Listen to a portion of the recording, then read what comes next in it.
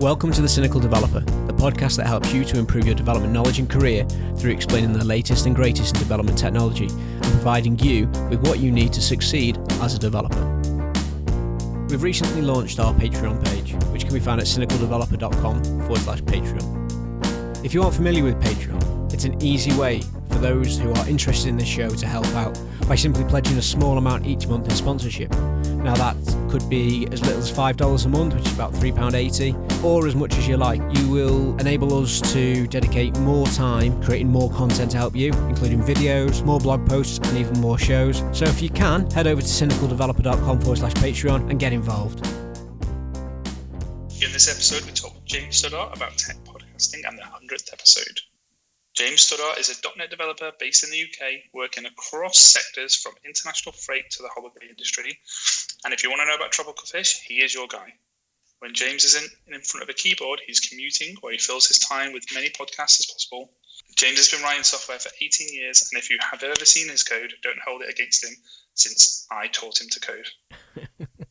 James, like most people, does not know the meaning of downtime. Oh, and he's also a host of this podcast you might have heard of, called The Cynical Developer. James, welcome. Thank you for inviting me on and having me on this podcast. It's nice to be the guest for a change.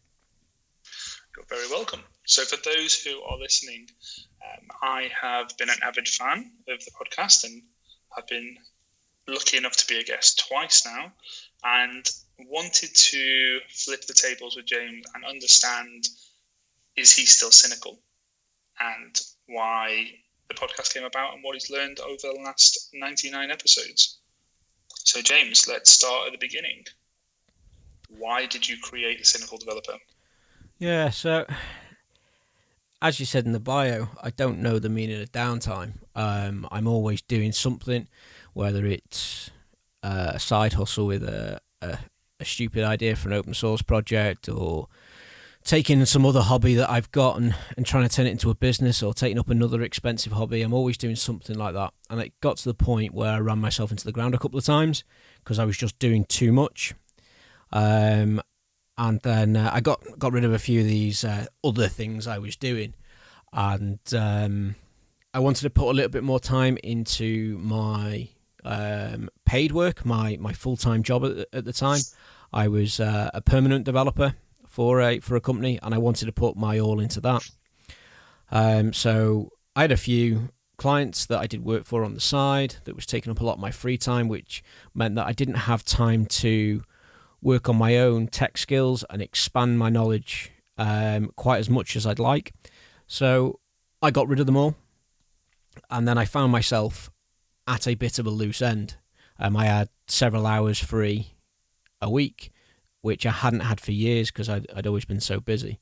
And I got asked to go on another podcast called Hello Tech Pros, which unfortunately Chad Bostic doesn't run anymore. And that was a slippery slope into starting the podcast, because the first time I was on there, I did it with the mic from the laptop, and the audio was awful. And I'm an all or nothing person. I either give everything or I don't bother. And I thought, if I'm going to go on another podcast, or I'm going to come back on here, then I need to go and buy the equipment so that I at least sound to a decent quality. Whether what I'm saying is decent quality is a different topic. So I went out and I bought a decent microphone. And after I did that, and I was a guest on a few other podcasts, I was talked into making the Cynical Developer podcast. And after now your 100th episode, you've looked at probably over 70 different technologies. Is that fair to say? Yeah, I think so. There's obviously been a few episodes that have repeated things, and there's been updates on it. So, as an example, we've had 2 episodes on .NET Core, but that's evolving so quickly that even 2 episodes probably isn't enough to keep up with how the landscape's changing. So being able to do this and talk to so many different people, it's opened up technology a little bit for me. And it's a bit of a cheat, really, because you go out and you look at all these technologies and you think, well, which one do I spend the time doing, looking into? And what having these guests on talking about their technologies has enabled me to do is have a quick look over the technology and then ask them questions that you as a normal techie would want to ask, but you'd have to go and research it and find out yourself. I get it straight from the horse's mouth, so I've learned a lot more, I think, in a lot shorter time than what I would have organically, if you like. And if we take it back to obviously when you decided to start this, how did you even approach these people? Because I guess there's this kind of perception in the industry that these, so-called, that sounds kind of negative towards them, but there's these people who, have spent their kind of life or their recent career looking at technology and have this kind of elitist type of status. And apart from those that you did go to college with, how did you even approach them? How did you kind of, I guess, coerce them into being on the show? Was that a battle, I guess, for the first 10 to 20, or when did it, how, just kind of describe, how did you even get started? Yeah, so I think as a normal developer, in air quotes, you look at these people that are on podcasts and they're out there blogging and they're talking about technologies. They've got a YouTube channel and that. You put them on this pedestal that they're some sort of like demigod or full god, They're amazing people, and don't get me wrong, they are amazing people. They are really smart, but I think it sugarcoats it a little bit. And at the end of the day, they are real people. For the most part, there are a few that are questionable. They might be lizards, or they might be robots or aliens or something. But for the most part, they're just normal developers. And when you do reach out to them, if you reach out to them on the main platforms that they use, a lot of them are really accommodating. I've only really had one person come back to me with a negative attitude, that this person didn't need to come on to a podcast and talk to me about their technology, because thousands of people download their technology every day. And if anybody wants to find out about it, that they should go and just look on his website. And I'm not naming names on that. But most people have been really willing to come and talk about it. And one thing that I've tried to do is to stay away from the normal suspects that you hear on a lot of podcasts, because of that sugarcoating, that it's always the same people that you hear. I subscribe to about 20 odd podcasts. I know other developers that are on 30, 40 podcasts, and it's the same tech people talking about the same things on the same podcasts. And I think that sets the bias a little bit for it. So I've tried to get people on who are passionate about a technology or a framework or something to do with tech to talk about it, because one,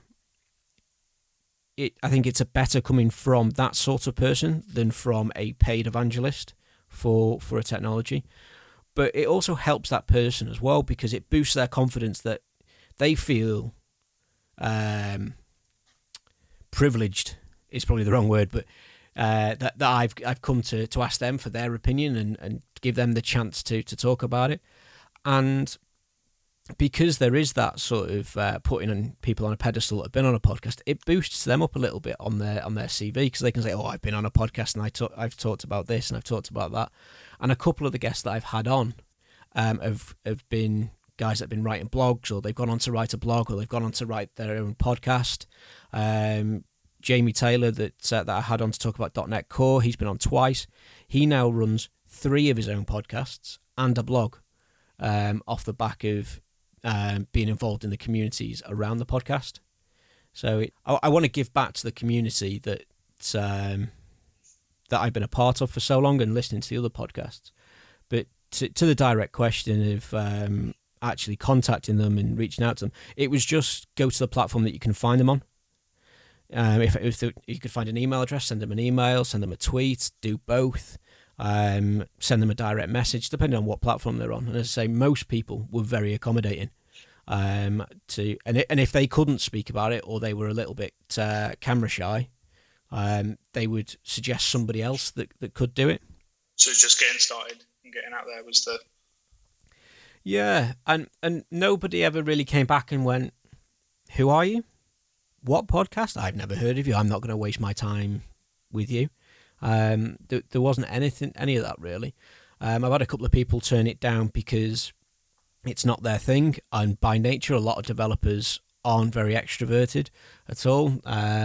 So they do find it hard to come on and talk about it.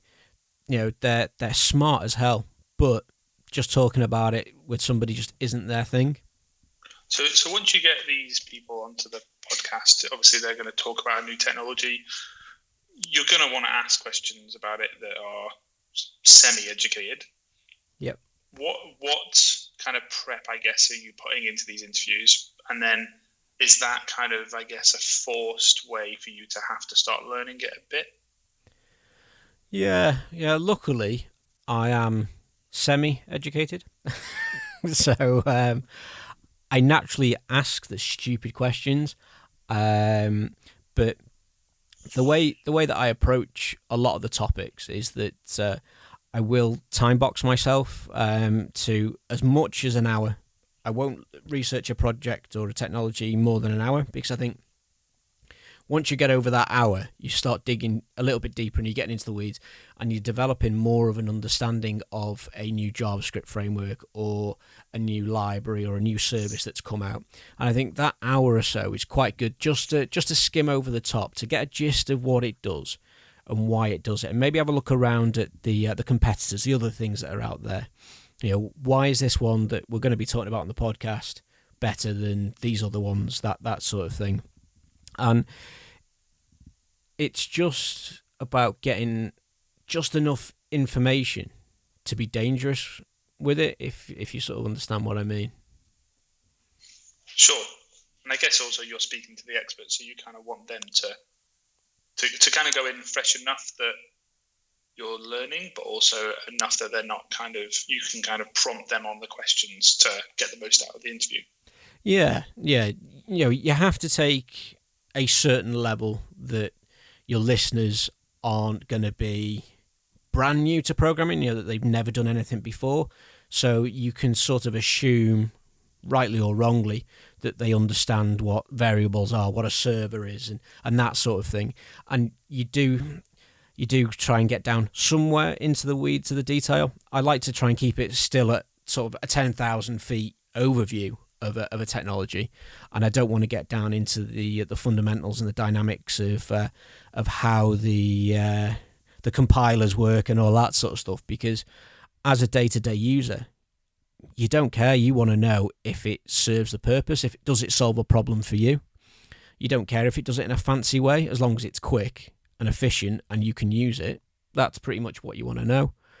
But there could be some questions that you feel that if you were to go onto somewhere like Reddit or Stack Overflow and ask those questions, you just get ridiculed and you just get told, oh, go and research it for yourself. So of these now 99 episodes, there's going to be some technologies that you liked, some that you didn't. I'm not going to ask you which was your favourite show, because we all know it was 5 or 51. But of the technologies that I guess you have interviewed people on, which one, I guess, was the most surprising in the way that once you spoke to the person about it, that it just wasn't really what you thought it was going to be, and potentially was for the better or for the worse? Yeah, I think the episode that I did with Paul Seal on Umbraco, or Umbraco, depends how you want to pronounce it, has probably been the most surprising for me, because I had experience of the platform before talking to him, but I'd used it several years before even contemplating doing a podcast. I met Paul through another podcast. He was in the community for the Coding Blocks podcast. And I actually used it before Paul had even used it. And Paul is now an Umbraco MVP. And back in the day when I did do some work with it, it was XST hell. You had to write XSLT sheets. That's hard to say too many times, for absolutely everything. And there was XML all over the place, and I hated it. Absolutely hated it. It wasn't intuitive. I'm very surprised it it carried on. And I expected the show to be very much him talking about how awesome it was that you could make these Excel sheets and XML sheets and just upload them to the system and it just work. And I was very much geared up for a showdown of, really? Is it really that good? And what I hadn't realised in my time away from that technology, it completely changed. It was actually a usable MVC,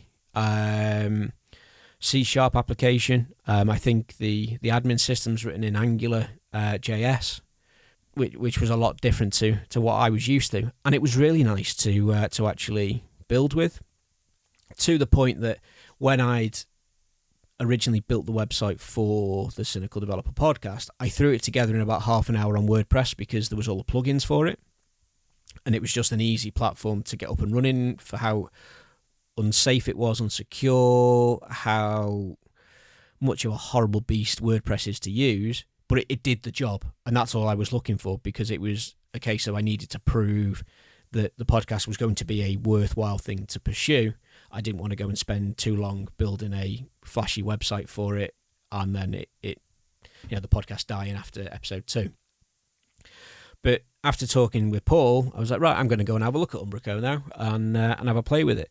And I liked it that much that I actually redeveloped the Cynical Developer website into an Umbraco system, and it's what it's currently running on as of the recording of this show. I am looking to possibly move it away. I'm from Umbraco in a fashion.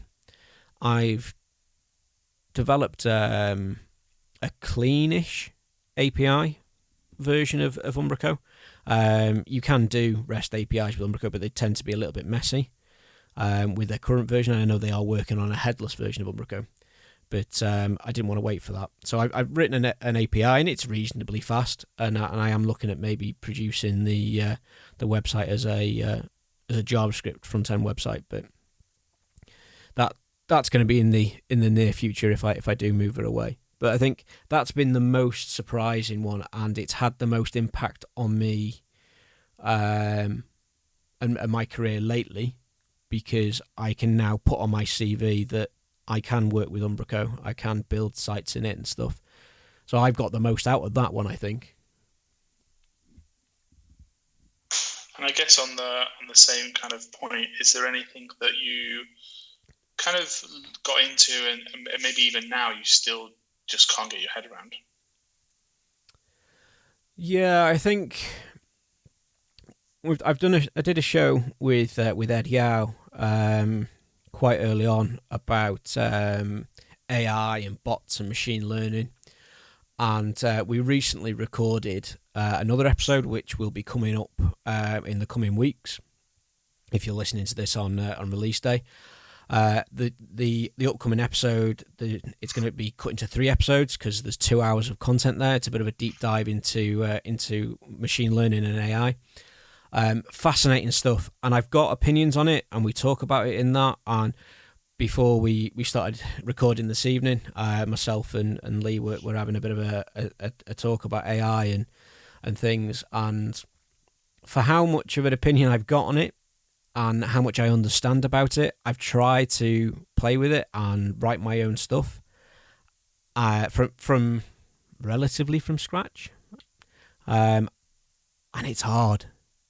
It is hard. You've got to be a bit of a smart cookie, I think, to work with a lot of it. Now, the likes of Microsoft are bringing out their AI services and things, and they do make it very easy. I have written little applications using their services and had them running in about 5 minutes. But getting down into the detail and doing something that's a little bit off track or off piste, it blows my mind a little bit. We were saying that they're all just logic gates, really. If true or if false, do this sort of thing. But the data sets and that you need to produce these things, I'm not a maths person by any stretch of the imagination at all, and I think you do have to have that sort of brain to be able to do that sort of thing. That just blows my mind. I don't think I'll ever actually write anything of any real use with AI and machine learning. But I guess never say never. Indeed. And potentially what would be helpful is if in 2009 you intended an AI hackathon, which you can find at aiwtf.co.uk, in 12 major cities across the country. Oh, there we go. That was like a natural segue. I guess getting back to kind of like the podcast and the episodes, like over this last 2 years, they've kind of changed into an investigation into technology and into more of a, I guess, or what it seems like, the things that you're encountering, especially the more kind of monologue-y episodes, to kind of show people that, look, we get it wrong in industry. You know, it's not all champagne and caviar, and people get stuck, and that some of the episodes are now focusing a lot more on, I guess, the more kind of approach to development rather than like the technologies. Was that ever intended, or has that just kind of happened organically? Yeah, I think that's been a bit of a natural progression of the show, because my experience of podcasts in the past, there's been a lot of them are, hi, welcome to the show. We're going to talk to this cool person about this cool technology. And here we go. So you got this cool technology, and I'm now, as the host, going to prove how much I know about this cool technology. And you can talk a little bit, but every time you talk, I'm going to interrupt you and prove I know what you're talking about. And then we'll get to the end of 45 minutes, and you'll be no better off for it, because all I've done is prove that I know about it, you don't know about it, and tune in next week to find out what I know about and you don't know about. And what would happen is that I would get this sort of half-baked idea about something in my head and think, right, I know this technology exists. I don't really know what it does. I'll have to go and do the research for it and look it up. And what I wanted to do with the Cynical Developer, the initial idea was to get these people on and talk to them, ask them the questions and let them talk. Don't interrupt them. Just let them talk about their passion, what they do. Get out of them exactly what it's for, because I might not need that technology now. You might not need that technology now, but in a week, 6 months' time, you might come up against a problem in your day-to-day job and think, oh, I remember somebody talking about the onion pasty framework and it solves my problem. Let me go and have a quick look. Oh yeah, I remember what they were talking about now. This is definitely what I want. But that then evolved a little bit because that was helping you with your career. And I thought, well, that's a good angle to go with. And I mentioned Chad Bostic earlier with his Hello Tech Pros. He did a course, an email course for free, which was about building your product, and that you should sort of personify your ideal customer for your product. And my product was the podcast. So I came up with my ideal developer that I was trying to sell my podcast to, for want of a better word. You don't have to exchange money to sell something. So I have this idea of this developer. She's not brand new to development, but she's not been developing for 18 years or whatever. She's somewhere in the middle with her career, but she wants to get ahead. She wants to progress. So what I wanted to do was to help that person to develop their career, understand technology a little bit better, and maybe get an idea of the right sort of questions to be asking when they are looking at new technologies and things. So that's where the monologues came in.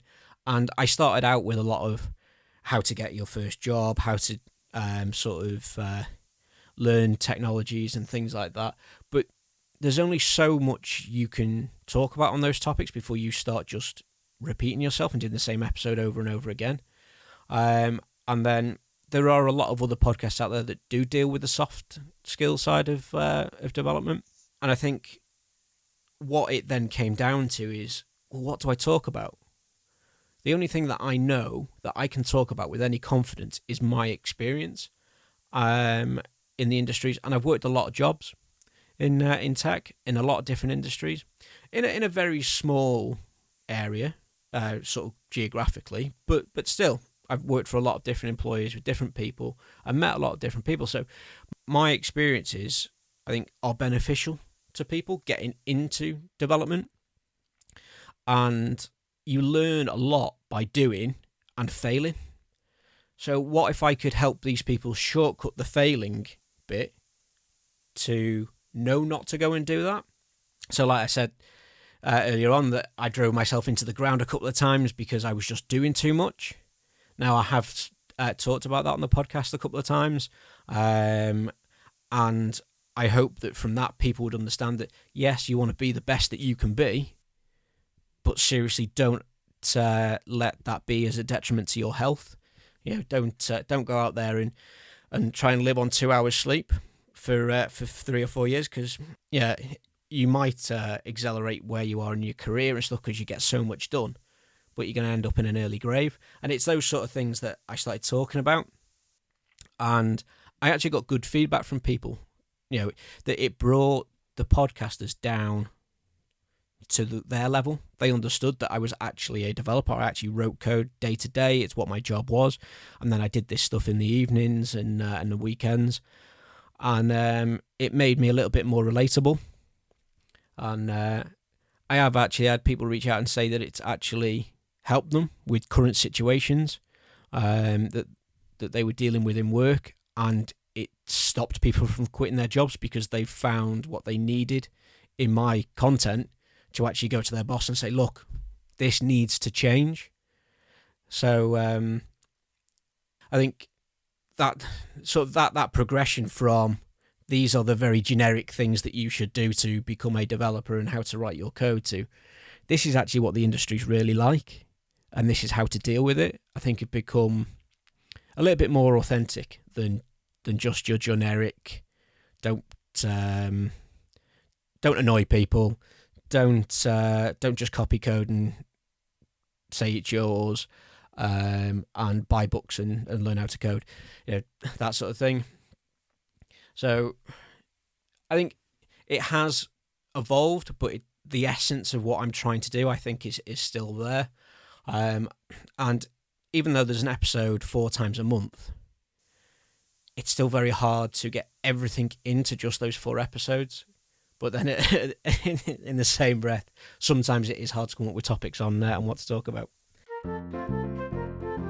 I'm sorry to interrupt, but with this being the 100th episode of the Cynical Developer Podcast, I wanted to give more back to you. I'm going to be giving away a swag pack. This will include a Cynical Developer t-shirt and hoodie, and you get to choose the colour and the size from those available.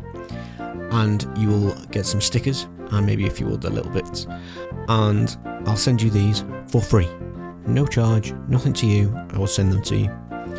So, how do you go about getting your grubby little mitts on this swag pack? It's very simple. Just head over to cynicaldeveloper.com/swag100, and that is swag Sierra Whiskey Alpha Golf 100.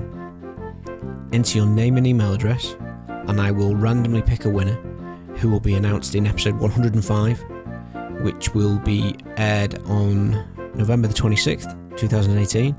So make sure you subscribe to find out if you won, as I won't be contacting the winner until the episode's gone out, and I will contact you via email. You will need to provide me with your postal address, your sizes, and your colour choices for the items as well. And if you simply can't wait that long, you can go and buy yourself a t-shirt over at cynicaldeveloper.com/store. But for now, back to the content. And I guess also with that, like you said, the frequency, the road to episode 100 every week for nearly 2 years. Obviously, for anyone who's looking to produce a podcast, or I guess, or even blog, just create a bit of a media presence around them or a passion that they have. It's not just the recording. You have to get it out there for people to be able to kind of find it. I guess from a podcast point of view, what was that process like? Did you have to? I guess how do you even start? Yeah, having an online presence. I've always sort of had that to a degree. I used to use a lot of screen names and things, and then I got to a certain point and went, this has got to go one way or the other. I either delete my online presence or I just embrace it and make it, hi, here's me, and if you Google my name, you find me. And I sort of harnessed that a little bit by attaching everything that did show up as me to the Cynical Developer podcast. And it was also about, even though I'd done that, to try and put a divide in between me personally and me as a cynical developer, because people that are interested in the tech podcast probably aren't interested in the fish that I keep. They're not interested in the fact that I play airsoft. They're not interested in other hobbies that I may have. But I need to harness that sort of SEO juice, if you want, of my own current online presence. And then try to force that along the lines with Twitter, because I had a small following on Twitter, only a few hundred. I was able to talk to that fan base or that follower base and say, I've started a podcast, go and follow my Twitter account for that. And then I would start shouting about the episodes that were coming out, and then I would say, I've got a Facebook page, go and follow me on the Facebook page. And then on both of those platforms, I could say, I've got an Instagram page, go and follow me on the Instagram page. And then you'd start posting on all three platforms, and then you'd put hashtags in and things so people could find you, and they would start to cross-pollinate each other. So that would build organically. My social media presence isn't massive. For the amount of downloads that the show gets, the actual followers I have on those social media platforms are quite small. Getting back to how I started with pushing stuff, is that I started shouting to an empty room, like everybody does on the likes of Twitter and in the Facebook group. You post stuff and you just hope that somebody picks it up. And because I'd already been in the industry for a number of years, I was able to harness those people that were following me on my personal account and say, look, could you just retweet the Cynical Developer post? Or they would see it anyway because they were following me, they would retweet it, and it would slowly build up from that. I did run a bit of a trial with it. I've got a Hootsuite account, and you can schedule tweets and things for it. And I've used this in a business before, and in the business that I ran, I found that there were certain times of day that if I sent a tweet out, it would actually increase traffic to my website, and I targeted those times of day. I tried to do that with the podcast, but because it's international, there's no real specific times. There's like a time block of maybe sort of 18 hours during the day where it's good to send tweets and messages out on Facebook and stuff because people are looking at. And the trial that I did with Hootsuite was that I don't do it anymore, but in the early days, is that I would continually tweet out automatically about previous episodes. And that did increase downloads. And the way that I measured that is that my podcast host, Libsyn, give me stats. So what I did is that I stopped those automatic tweets for a month, and I looked at the stats, and you could see an actual drop-off where I stopped and where I restarted. You could see it climb back up again. So there was that shouting to an empty room that was slowly getting full, or that people were starting to take notice of it. But it was sheer volume of tweets that were going out, because there's a lot of noise on Twitter. It's very hard to get out there. So I did spend a lot of time just shouting to nobody, or it felt like I was shouting to nobody anyway. So that was like the social media side of it that you would expect: Twitter, Facebook, Instagram, all that sort of thing. The other route that I took is that I got involved in other tech podcast communities and other tech communities. So my local development communities, the Coding Blocks guys that I talk about quite a bit, and I'm in their Slack channels, and through those guys I got involved with the guys from the MS Dev Show, from so many other podcasts, and other stuff that isn't necessarily podcast related. And I would say, I've just released an episode, go and have a look at it. Or someone would be asking a question about something. I go, I've just got an episode on that technology. I'll go and listen to that and force it myself. And And it was a lot of work in the early days of me going and looking for conversations to go and interrupt, and not in a horrible way of just running into the room going, come and listen to me, I'm talking about this new technology, and then disappearing, but actually engaging with those people, talking to them about it, giving my opinion on it, and then going, if you want to know more about it, I have actually got a podcast episode about it, and they'd come and listen to it. And I think social media for the winner of the most comments and things that I've seen off one of my episodes was actually the episode that I did with yourself on Xamarin. Back when we did that episode, I think I got 600 downloads or something on release day, and that was the most I'd ever had at that point. But we released it to Hacker News, and there was a reasonably big conversation on there about it, and that was that was really interesting. And I think it was Miguel himself actually came on and commented on it and started defending Xamarin and stuff.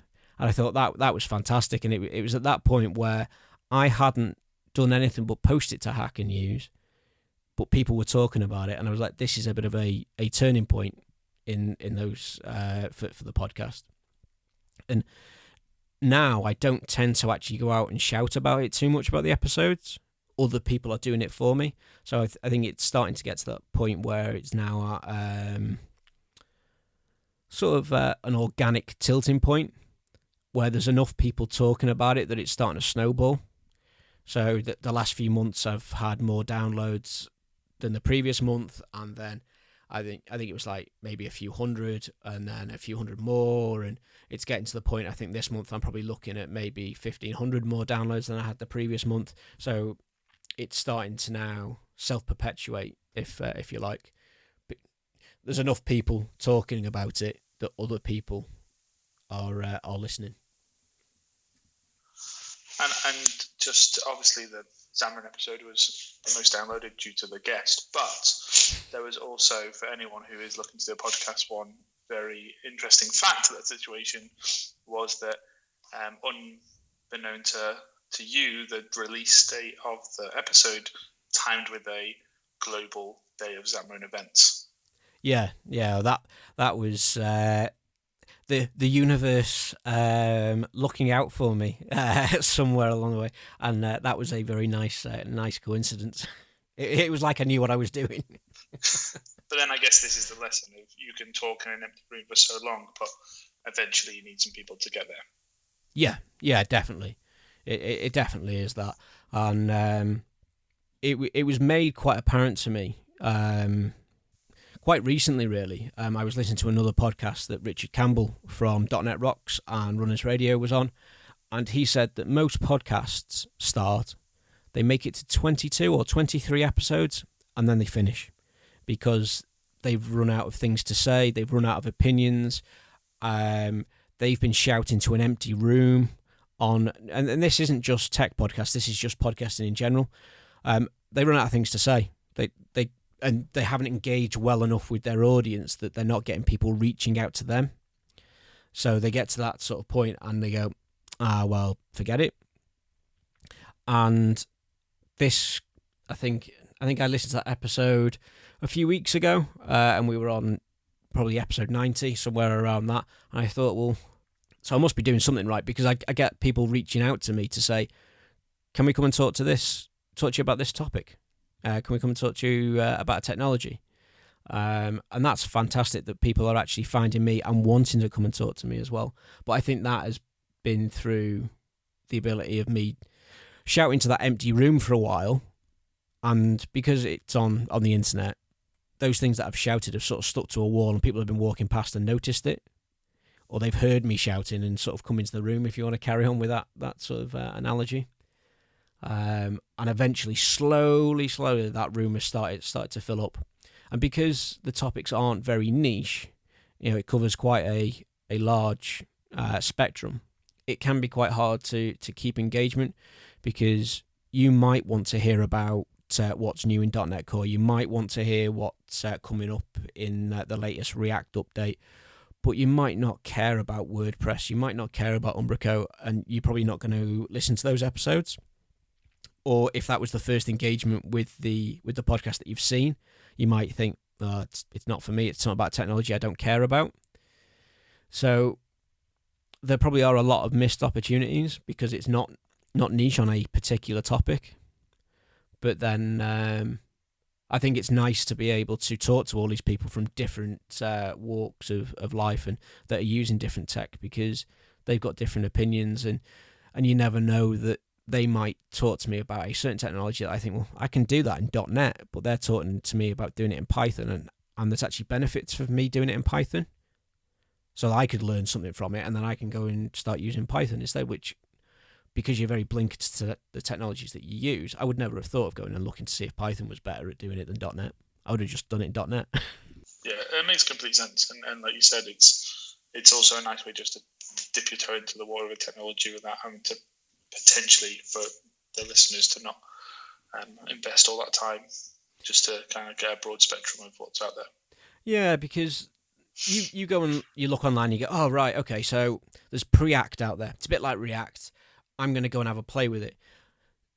To get a decent understanding and build an application, you're probably looking at investing maybe 6, 8, 12, 24, 48 hours into looking into this technology, reading blogs, doing tutorials, to then get to the end of that time period to realise it doesn't do exactly what you wanted it to do. It doesn't solve your problem. And I hope that the podcast sort of negates that a little bit, that you can listen for half an hour, 45 minutes, and know then if that technology does what you hope it does to solve your problem or not.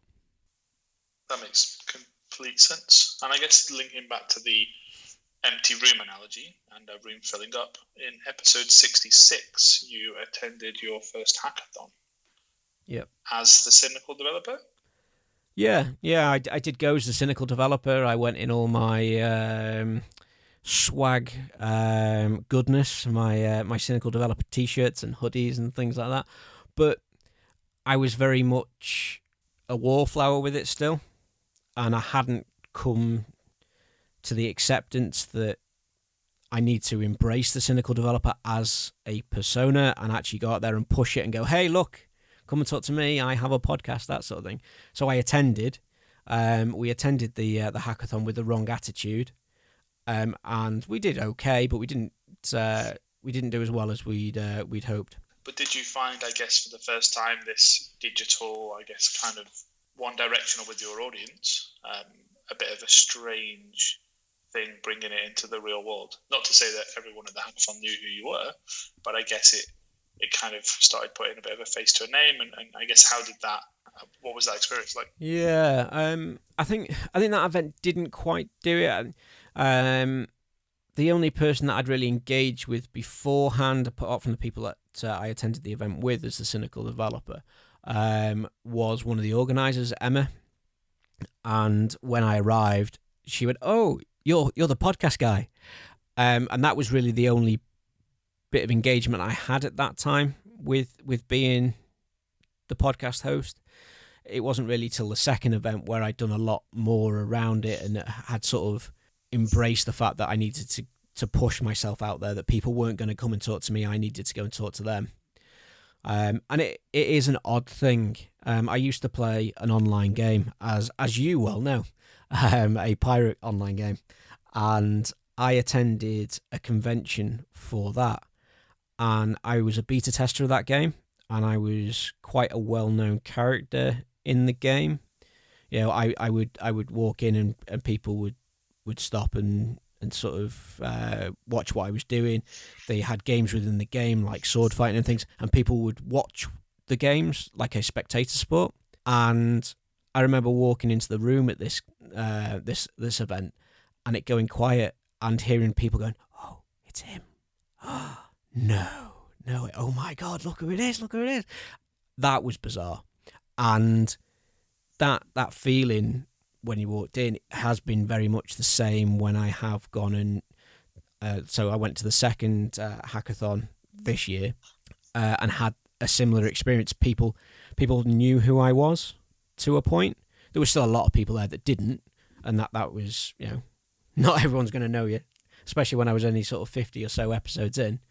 But it was a weird thing of people knowing who you were before you introduce yourself. I don't think it's something I'll ever probably become used to, no matter how long that this podcast lasts or whatever else I move on to do in the future.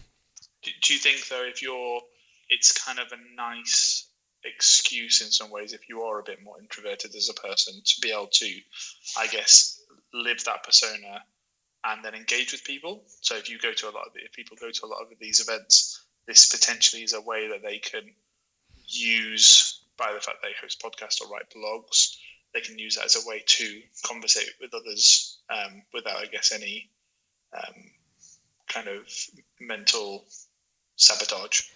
Yeah. So I come across quite outgoing, quite extroverted. I'm actually quite shy, and I try to hide that a little bit. And I've been told it comes across as me being a little bit aloof. So people think that I'm turning my nose up to them and I don't want to talk to them, and it's not. It's that I'm trying to trying to hide the fact that I'm cacking my pants at this point. I think, oh my god, I'm in this big room with all these people and I don't know what to say to anybody. And having that safety net to be able to walk up to people and go, hi, I'm the Cynical Developer. I'm James Studdart. I run the Cynical Developer podcast. I do this, I do that. I think it's nice as an icebreaker. And it gives me that little bit of comfort that I've got something to talk to them about, that maybe in some way we have something in common to talk about, because it's very hard to walk up to someone and just go, hi, I'm James, I write code, and I've come to this event to maybe learn something and meet some people. What are you here for? That I find quite daunting.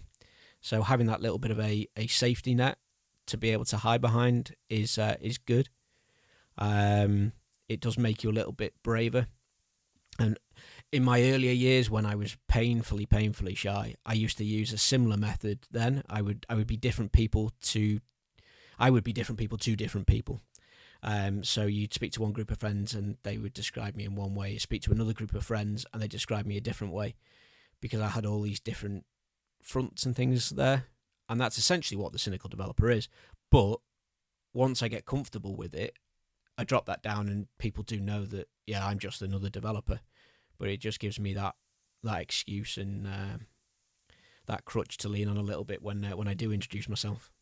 So we've had interviews, we've had monologues, we've had hackathons, and over them episodes, tech changes very fast. It's been 2 years. What, I guess, have you seen, Stack Overflow and like Redmonk publish their kind of annual reports of what technologies are growing and what are kind of dying? Have you seen, I guess, from speaking to different people, where if people's passions are moving, are there, what's the next hot thing that people should be looking at?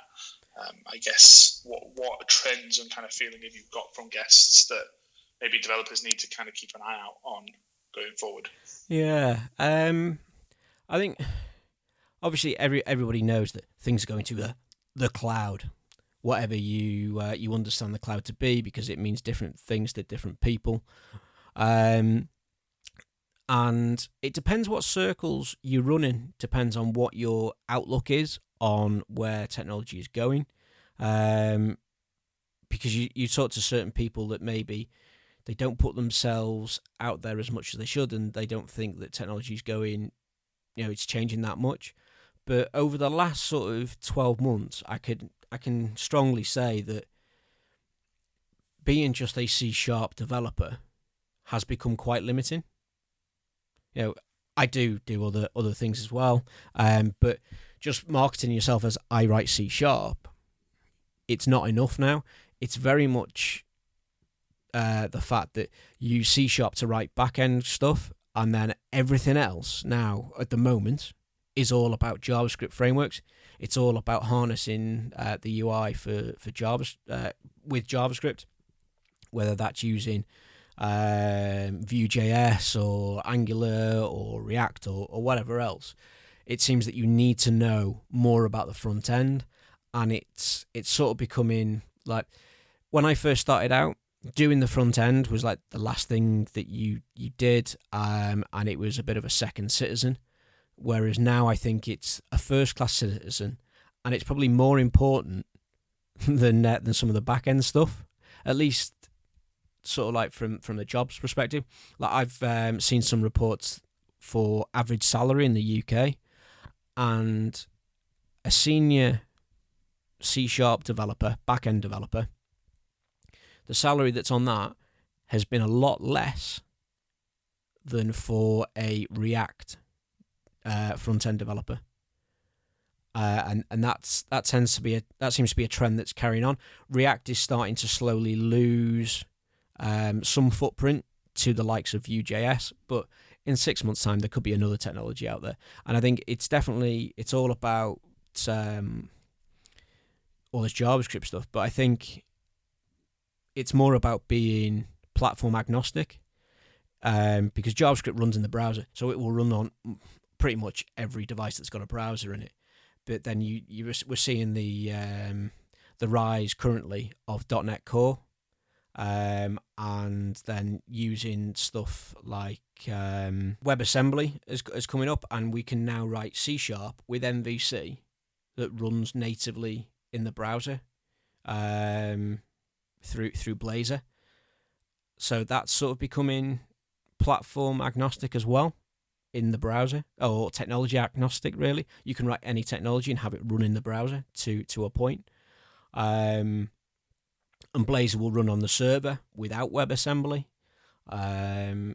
There's some really, really powerful, crazy stuff coming along that a few years ago you wouldn't have thought possible. But it's definitely platform agnostic technology running in the cloud that doesn't necessarily always need an internet connection.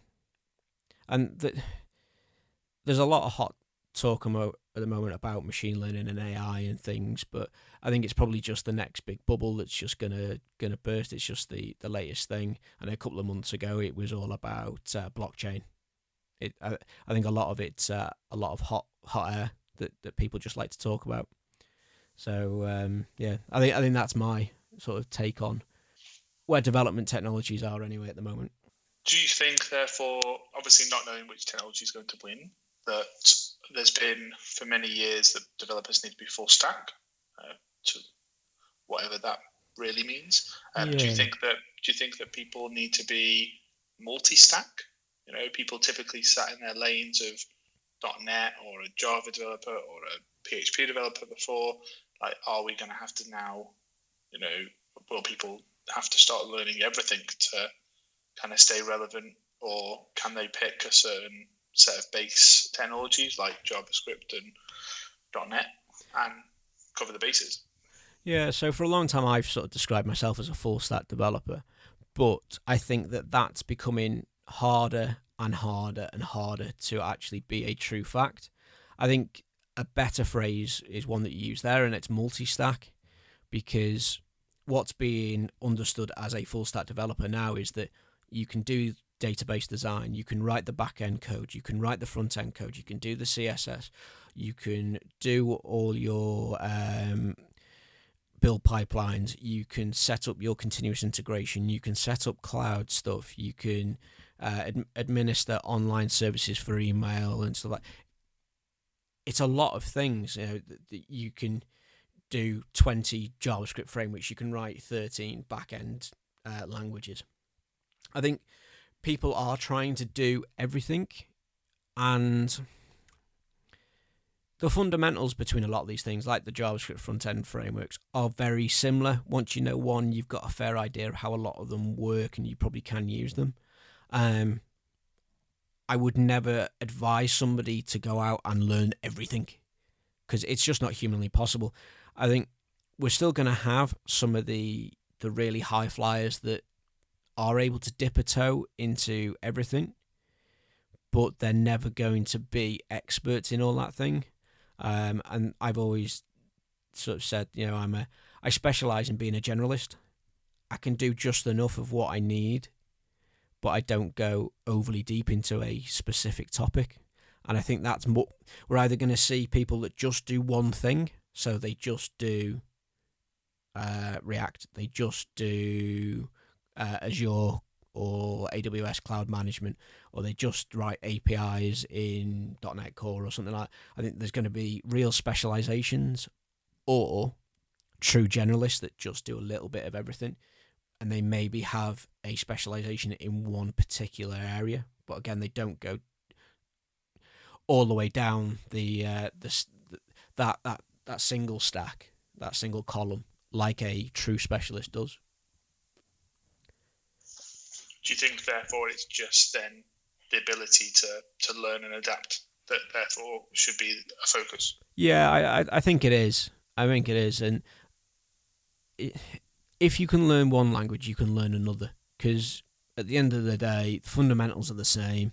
We're taking ones and zeros and pushing them around, and it doesn't take a lot to pick up a new way of working. It just takes that ability to be able to learn something new. And I think if you're unwilling to put in the effort to learn something new, there probably isn't going to be room for you in the industry in coming years, because things are starting to move so much faster. I don't know whether it's now that I'm closer to these changes and I'm seeing them because people are coming talking to me about them, or they've always been there, but things seem to be running at 1,000,000 miles an hour. Every time I wake up, there's new posts online about this new technology that's coming along and it's going to revolutionize the world, and it's every day. Whereas a few years ago it was maybe every couple of weeks or every few months, and before that it was maybe once a year there was something new that came out. And there's just so much going on. It's impossible to have an understanding of everything that's out there, I think. But an appreciation for everything that's out there and a willingness to turn your hand to it is a must. But you do run the risk of becoming a jack of all trades and master of none. So a great point to therefore finish on would be, what technology or approach have you not yet managed to speak to someone about? Is there anything there that is either you haven't got around to it yet, or it's just not been obtainable so far? Yeah, so this is probably what I'm about to say will probably annoy a few people, but I always refer to the likes of writing .NET, writing JavaScript as pretend programming, because a lot of stuff has been done for us. It's not like going and writing C++ and C and stuff like that. I have an appreciation for it. I've written a little bit of C++. I did a SAMS teach yourself C++ in 24 hours. I wrote a Hello World application, wrote about 40,000 lines of code just to get the command prompt to show up and say Hello World. Apparently it's a lot easier now. And I thought, no, that's too hard. That's too much like real thinking for me. And maybe talking to some of these people about these core languages is probably a nice way to go. I've not talked about it because the likes of .NET is now written in .NET. It's dog-fooded. But the earlier versions of .NET were written, I believe, in C++ or C. And we are now constantly standing on the shoulders of giants. But I think we're going to get to the point, if everybody's doing this, as I've coined it, this pretend programming, we'll get to the point where nobody actually really understands the fundamentals that are underlying everything, which would probably hinder us in the future because we're constrained by what those technologies that everything's built on can do, if that makes sense. And I don't have I have a computer science background. I have a degree in computer science like yourself, but I know for myself, I've never done any machine code or anything like that, so I don't understand or have much of an appreciation, I guess, for that sort of stuff. It's something I feel that maybe lacks in my knowledge, and maybe something I should be going and talking about and finding out about. And maybe that is a good couple of topics for the show next year to come and cover. But is it too far away from people's day-to-day? Are people going to get the benefit out of it? I don't know. It's a hard one to juggle, because we're doing these episodes. Yes, it's great that I get to learn something, but I've got to provide content that the listeners are going to want to listen to as well and get something from. So it's a hard one. But I have coined in the tagline for the show that it's about the latest and greatest in development technologies. Do I really want to be talking about stuff that's been around for a long time now and everything's built on? I don't know. We'll have to see. Maybe there's a phase shift for at least a couple of episodes. Well, there we go. Any C++ developers, you have had a call to arms to tweet at the Cynical Developer and ask or nominate that guest that you think he should speak to advocate your technology choices. Yeah. Come and accost me on Twitter and on Facebook and wherever else. So thanks for listening to The Cynical Developer. I am Lee Mallon, and you've been listening to James Studdart talking about tech, podcasting, fish, everything really. Thank you, James. Thanks very much. Next week, normal process will resume, and James, your host, will be back with his next guest. If you have any questions about this or any other episode, then drop us an email, a tweet, or leave a comment on the website, where you can find all the resource links, show notes for each episode. And if you enjoy this episode, please leave a review on your favourite podcast platform, iTunes, Stitcher, whatever it is, and help The Cynical Developer to reach more developers around the globe.